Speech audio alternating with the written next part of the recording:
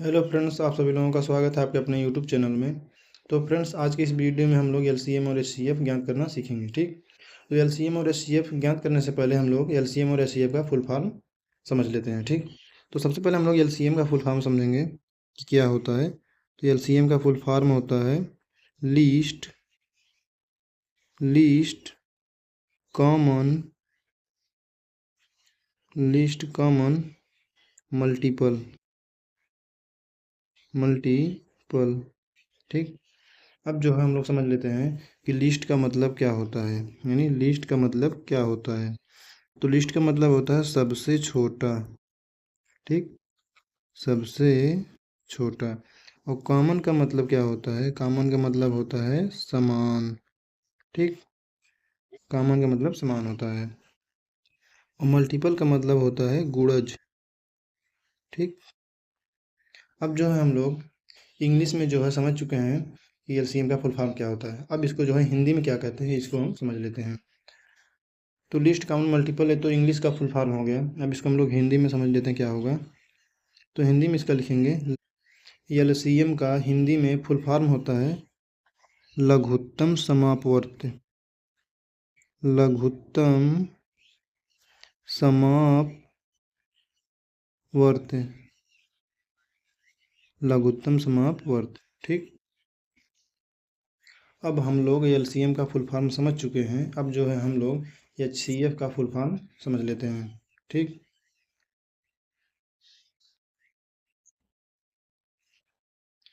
तो अब यहाँ पे हम लोग लिखेंगे एचसीएफ का फुल फॉर्म एचसीएफ। ठीक, तो एचसीएफ का मतलब क्या होता है, हाईएस्ट कॉमन फैक्टर। हाईएस्ट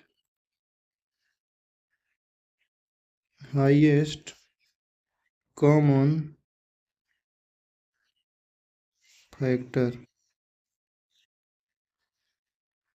ठीक, अब हाईएस्ट का मतलब क्या होता है यहाँ पे हम लोग समझ लेते हैं। हाईएस्ट का मतलब होता है सबसे बड़ा। ठीक, सबसे बड़ा।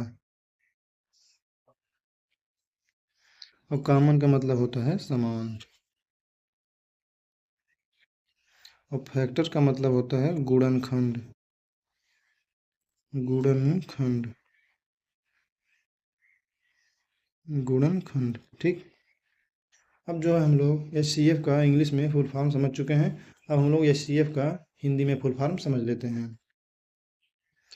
तो इसका जो है हम लोग हिंदी में फुल फॉर्म लिखेंगे हाईएस्ट कॉमन फैक्टर का होता है क्या है, यानी एचसीएफ का हिंदी में फुल फॉर्म होता है महत्तम समापवर्त। महत्तम समापवर्त। समापवर्त। ठीक, अब जो है हम लोग एलसीएम और एचसीएफ का फुल फॉर्म समझ चुके हैं। तो चलिए अब हम लोग एलसीएम और एचसीएफ के सवाल को हल कर लेते हैं। तो सबसे पहले हम लोग एलसीएम का सवाल लगाएंगे। तो सबसे पहले हम लोग एलसीएम लिख लेते हैं। ठीक, अब उसके बाद जो है अब एलसीएम का क्वेश्चन हम लोग लिख लेते हैं। तो एलसीएम का पहला क्वेश्चन लिखेंगे जैसे 5, 10, 8, 15, यानी इन चार संख्याओं का एलसीएम निकालना है हमको। तो चलिए इसका एलसीएम निकाल के आप लोगों को बता देते हैं कि किस तरह से निकाला जाएगा। तो सबसे पहले हम लोग क्या करना होगा, ये जो क्वेश्चन दिया गया है इसको हम लोग नीचे उतार लेंगे। 5, 10, 8, 15। ठीक, चाहे आप लोग इस क्वेश्चन को उसी तरह उतार लीजिए जिस तरह से लिखा गया है, और ये यदि उस तरह से नहीं उतारना है तो इसको आप लोग आरोही क्रम में लिख लीजिए। सबसे पहले सबसे छोटा, उसके बाद फिर उससे बड़ा, फिर उसके बाद उससे बड़ा, फिर उसके बाद उससे बड़ा। ठीक, यानी कि सबसे पहले 5 भी लिख सकते हैं, फिर उसके बाद 8 भी लिख सकते हैं, मतलब कोई भी संख्या आगे पीछे कर सकते हैं। एलसीएम निकालने में कोई दिक्कत नहीं होगा। तो चलिए हम लोग एलसीएम को निकाल लेते हैं। उसके बाद इस तरह से पाई घिस देना है। ठीक, अब जो है हम लोगों को इस संख्या को काटना है। ठीक, तो सबसे पहले हम लोग सबसे छोटी संख्या से काटेंगे। तो सबसे छोटी संख्या इसमें होती है 2। ठीक, अब 2 से हम लोग काटेंगे, 2 से 5 नहीं कटेगा तो 5 को उतार लेंगे। तो 2 से 10 कटेगा 5 बार में, और उसके बाद 2 से 8 कटेगा 4 बार में, और 15 कटेगा नहीं 2 से, तो 15 को उतार लेंगे। उसके बाद फिर इस तरह से एक पाई खींचेंगे। उसके बाद फिर जो है 2 से काटेंगे, पाँच नहीं कटेगा, पाँच को उतार लेंगे। चार कटेगा, दो दूनी चार। 15 भी नहीं कटेगा, इसको उतार लेंगे। फिर एक पाई खींचेंगे। फिर उसके बाद यहाँ पे अभी दो बचा है तो फिर से दो से कटेगा, तो पाँच को ऐसे उतार लेंगे और दो एकम दो। 15 भी नहीं कटेगा। अब जो है हम लोगों का दो से जो है कटने वाली कोई संख्या इसमें नहीं है, तो अब जो है हम लोग दो से नहीं काटेंगे। ठीक, अब जो है इसको हम लोग तीन से काटेंगे। तो तीन से पाँच नहीं कटेगा, पाँच को उतार लेंगे। अब एक तो कटेगा ही नहीं, और तीन से जो है 15 कट जाएगा, तो तीन पचे 15, पाँच बार में गया। अब इसके बाद यहाँ पे देखिए, अब इसमें जो संख्या बची हुई है, अब हम लोग उसी संख्या से उसको काटेंगे। यहाँ पर संख्या पाँच है, तो यह संख्या केवल पाँच से कटेगी। तो पाँच से काटेंगे तो पाँच एकम पाँच, पाँच एकम पाँच और पाँच एकम पाँच। ठीक, अब जो है जब हमारे पास लास्ट में एक एक बच जाए तो हमें वहीं पे रुक जाना है। ठीक, अब जो है हम लोग क्या करना है, जो साइड में हम लोग जिस संख्या से भाग किए हैं, इस संख्या का आपस में गुणा करके एलसीएम निकाल लेंगे। यानी एलसीएम को निकालने के लिए सबसे पहले हम लोग एलसीएम लिख लेते हैं। उसके बाद एक दो तीन, तीन बार दो है तो दो की पावर तीन कर देंगे, गुणे तीन है तो तीन की पावर कुछ नहीं है तो एक है, पाँच की पावर कुछ नहीं है, पाँच की पावर एक है। ठीक, जब किसी भी संख्या का पावर में कुछ नहीं रहता तो उसका पावर एक होता है। तब हम इसका गुणा कर देते हैं आपस में। दो का क्यूब क्या होता है, यानी इस तरह से आप लोग यहाँ पे समझ लीजिए, दो गुणे दो गुणे दो। तीन बार में चाहे इस तरह से लिखें चाहे इस तरह से लिखें, बात वही है। तो इसका गुणा करेंगे, दो दूनी चार, दूनी आठ, तो यहाँ पे हो गया आठ। उसके बाद गुणे, तो तीन की पावर एक है तो तीन का एक में गुणा करेंगे, यहाँ पे देखिए तीन में एक का गुणा करेंगे तो तीन एकम तीन ही होगा। ठीक, उसी तरह से पाँच का एक में गुणा करेंगे तो पाँच एकम पाँच होगा। अब जो है हम लोग इसको आसानी से गुणा कर लेते हैं।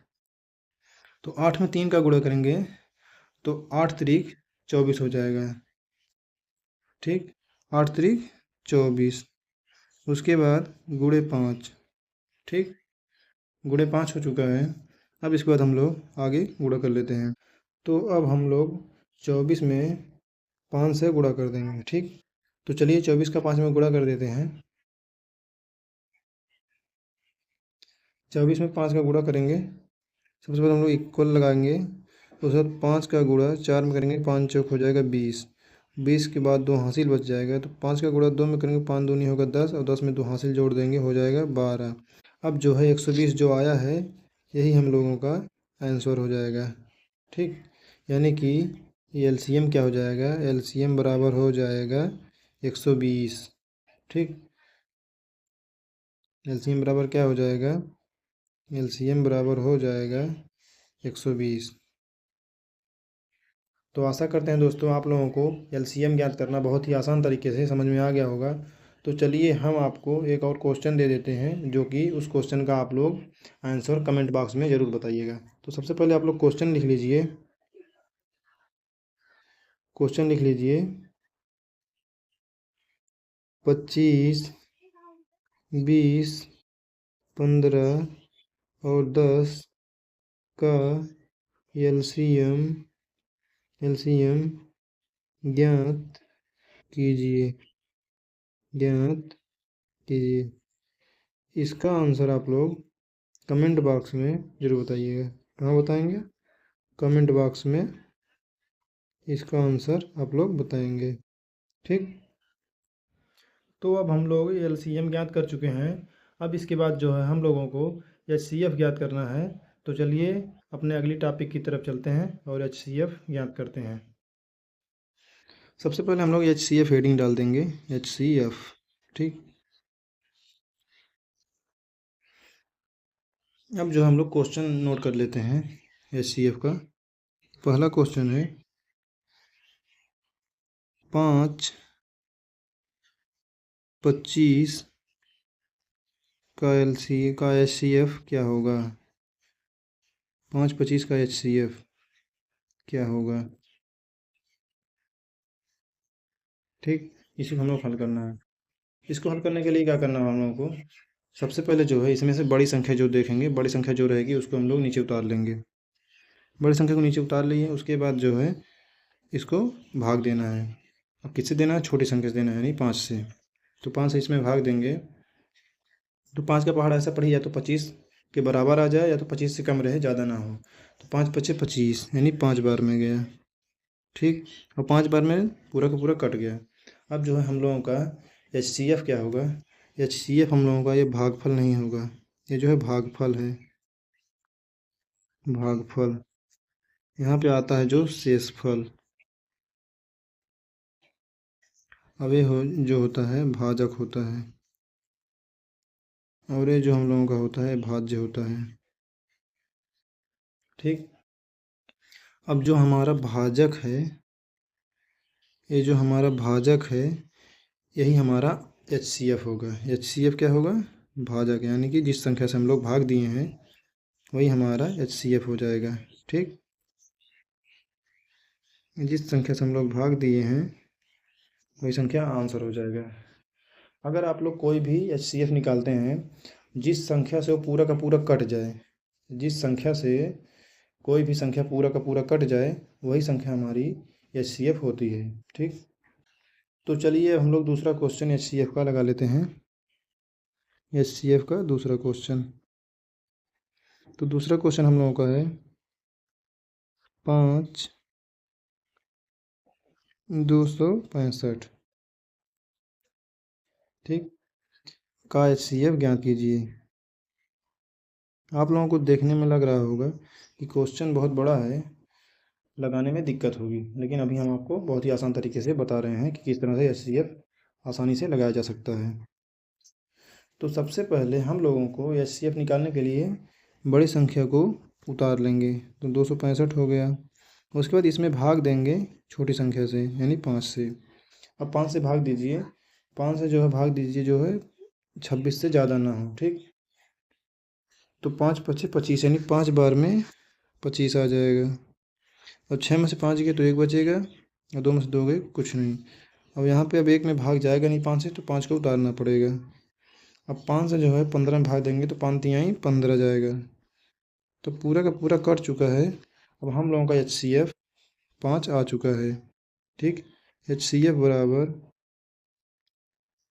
एच सी एफ बराबर 5, यही हम लोगों का आंसर हो जाएगा। ठीक, तो आशा करते हैं दोस्तों आप लोगों को बहुत ही अच्छी तरह से एल सी एम और एच सी एफ ज्ञात करना आ गया होगा। तो चलिए आप लोगों को एक क्वेश्चन दे देते हैं एच सी एफ निकालने का। आप लोग उसको निकाल कर आप लोग कमेंट में ज़रूर बताइएगा उसका आंसर क्या आया है। तो क्वेश्चन लिख लीजिए, 25,625 का एच सी एफ ज्ञात कीजिए। ठीक, अब आप लोग इसका जो एच सी एफ निकालने के बाद कमेंट में ज़रूर बताइएगा कि आपका आंसर क्या आया। इसका आंसर कहाँ बताना है? कमेंट बॉक्स में, कमेंट बॉक्स में। ठीक, तो चलिए मिलते हैं एक और नए वीडियो के साथ, तब तक के लिए जय हिंद जय भारत।